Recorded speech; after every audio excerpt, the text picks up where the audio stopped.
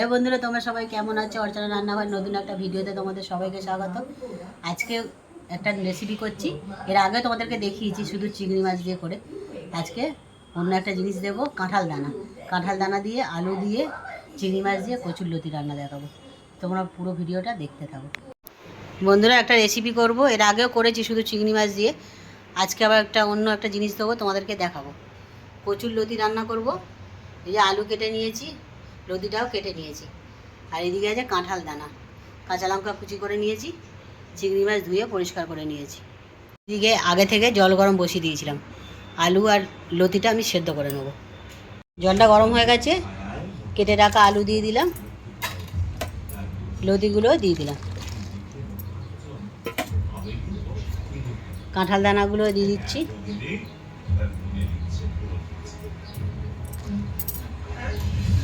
ওপর থেকে একটু নুন, ওপর থেকে একটু হলুদ গুঁড়ো দিয়ে দেবো।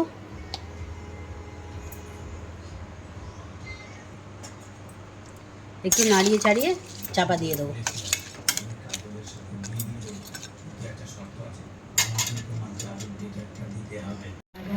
কচুরলতি আলুটা সেদ্ধ হয়ে গেছে। এই যে দেখো বন্ধুরা, গলে গেছে। এবার নামিয়ে নেব।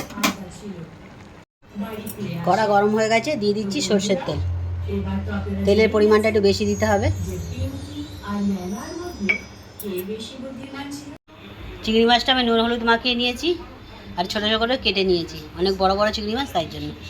তেল গরম হয়ে গেছে, দিয়ে দিচ্ছি কেটে রাখা কাঁচা লঙ্কা, কালো জিরে আর তেজপাতা।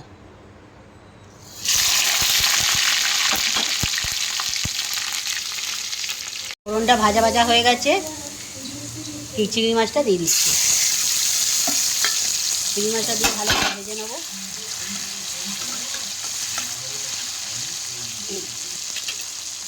চিংড়ি মাছটা ভাজা ভাজা হয়ে গেছে, এবার দিয়ে দিচ্ছি কচুরলতি আলু সেদ্ধ করে রাখা। একটু ভালো করে নাড়ি চাড়িয়ে দেবো। আগে থেকে তো একটু নুন হলুদ দিয়েই দিয়েছিলাম।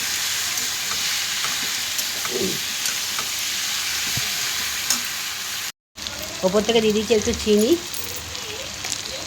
অল্প করে নুন, আর এর আগে নুন দিয়েছি। হলুদ দেবো না, আর আবার নেড়ে চেড়ে দেবো।